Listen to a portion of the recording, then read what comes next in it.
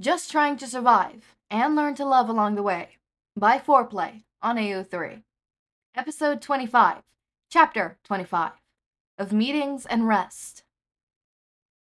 Shota returns a few minutes after he and Izuku finish talking, carrying a tray of drinks. Sho leans down and presses a soft kiss to his cheek before passing out the drinks with a small smile. Hisashi hears Ida gasp at the action, probably surprised that his teacher knows what affection is. Tea for the husband, and hot chocolate for the baby. Instead of ejecting the name, like he has in the past, Izuku raises slightly, trembling hands to sign. Thank you, tired dad. Shota's eyebrows go up at the name, but he doesn't say anything. He just rounds the bed and gives Izuku's curls a pat before setting in the empty space next to Hisashi's feet, and where Izuku's feet would be if he wasn't curled up, or was a little taller. Aizawa-sensei. What is it, Ida? Shota looked slightly annoyed as he answered his student. Are you and Mike-sensei married? Ida looks and sounds incredibly nervous. Sho grins at the uncertainty of his tone, and Hisashi decided he should answer before his husband scares the kid even more.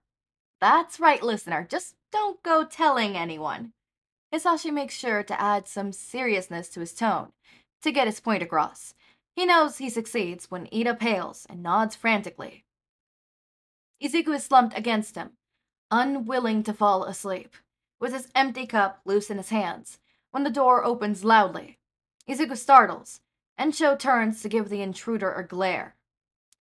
Good evening. I am Police Chief Kenji Tsururagami. I believe some of you have met Pro Hero Manuel. We are here to discuss the fallout from the events of earlier tonight. Manuel nods at them, from beside Sugakari. But no one says a word. The chief takes that as his cue to continue. Now, I understand that you students were a big help in stopping the hero killer, and for that I thank you.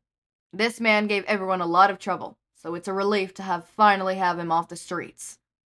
Ida frowns, clearly disagreeing with the sentiment. A lot of trouble is an understatement. I've been told that one of you was given permission to use your quirk, but that means that the other two did so illegally. Todoroki opens his mouth to argue, but it clamps shut just as quickly as Shota's harsh look. We are willing to overlook the illegal quirk usage and give credit to Pro Hero Eraserhead and Present Mike. We are willing to overlook the illegal quirk usage and give the credit to the Pro Heroes Eraserhead and Present Mike. We can even go as far as to say they were aided by an internship student, because one of you had permission. That's not too bad. Hisashi was expecting the kids to get in trouble. Are you all in agreement? I must release a statement soon. What would happen if you credited us?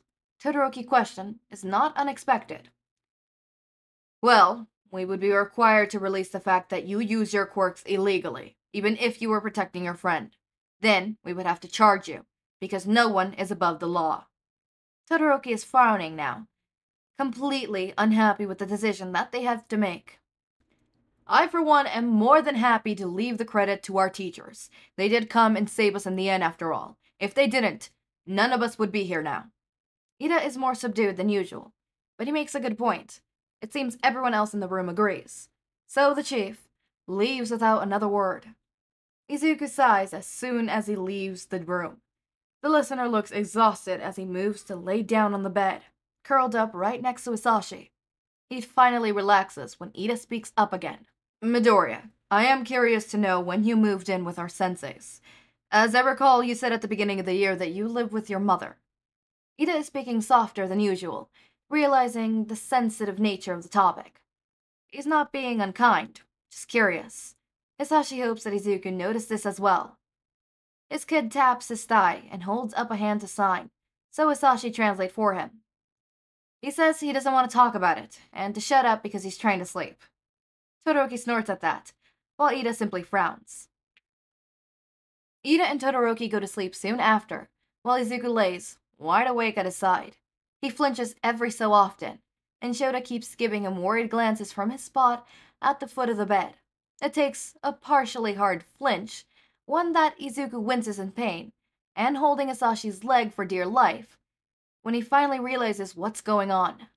The flinch came after a particularly loud noise coming outside of the room, likely a nurse dropping something. His flashes back to the last time they sat with Izuku in the hospital, and remembers him signing that it was too loud. I'm an idiot. Shota glances at him warily as he pulls off his own headphones and slides them onto Izuku's head. The kid relaxes immediately, falling asleep in just a few minutes. I can't believe I forgot. Last time it took him forever to fall asleep because of the noises in the hospital. At least you remembered. Hisashi glanced up at Sho and catches a fond expression on his face as he watches the two of them. Do you think he'll be okay after this? Hisashi doesn't want to be that paranoid parent, but he's worried. Izuku's already been through so much. I'm not sure. But what I am sure of is that we support him through it all. Hisashi gives his husband a soft smile at that. Shota always knows the right thing to say. Friday morning comes, and Hisashi is tired. None of them had a good sleep last night.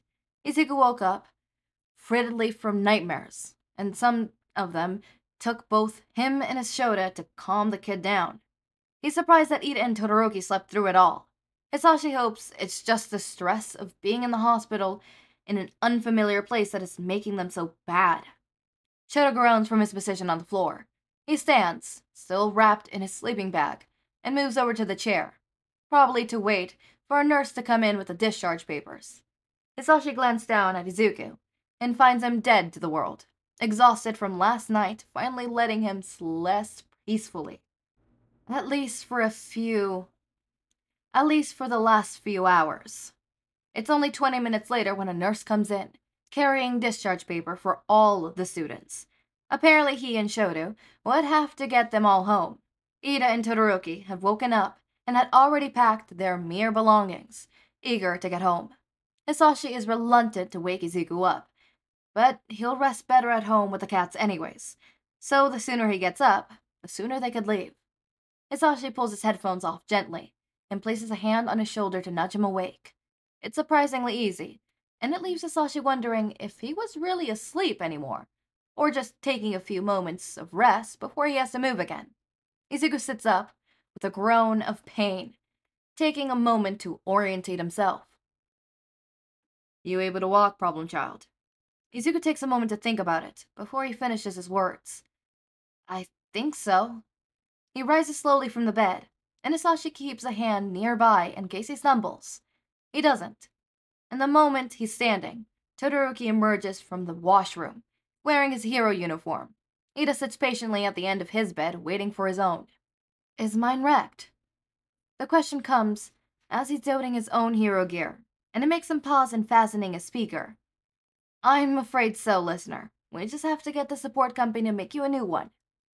Izuku frowns for a second before speaking again. Do you think I could redesign it?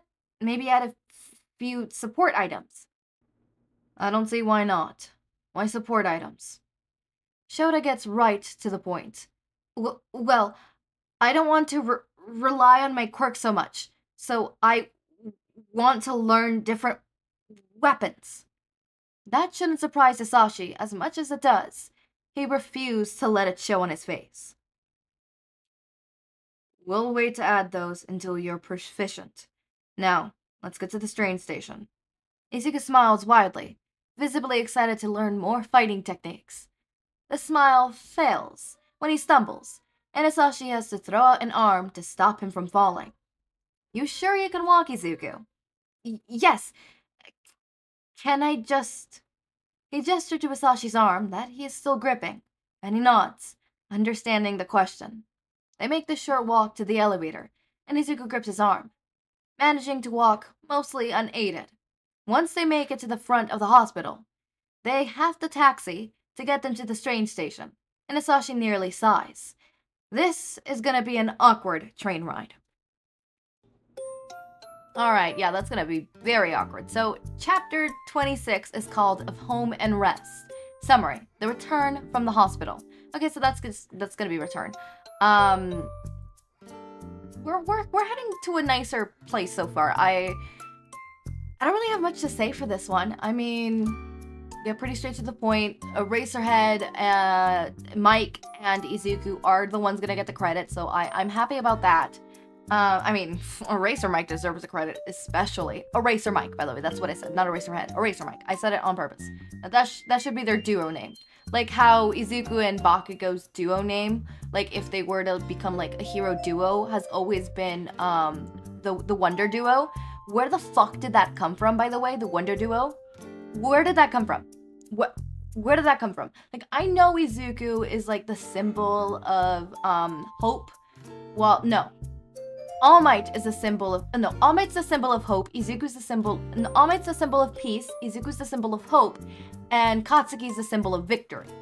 Where the fuck did that come from? I have no idea. I've always just seen it in fan fictions, and you know what? It makes sense, right?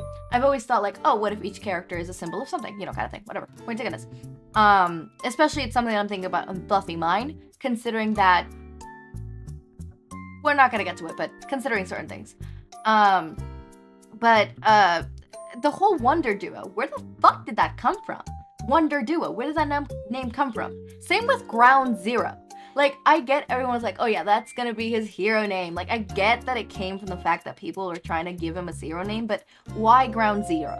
I know some people are like, oh, Ground Zero is way better than Dynamite, Explosion King, blah, blah, blah, blah, Dynamite. I think Dynamite kind of suits him, if we're gonna be honest. And the way it's spelled also is a montage to All Might as a whole. So, yeah, fucking makes sense. I'm surprised Izuku didn't come up with something that's All Might themed also. But Dynamite, it makes sense, right? It's a sensical name. But like, where did the Wonder Duo come from? That's my question. That's my question. Anyways, as always, my raindrops, make sure to eat, sleep, drink water, take your meds. Have a wonderful day or night. Link to my Discord server and socials are down in the description. Subscribe to see more of my content, and thank you so much for watching.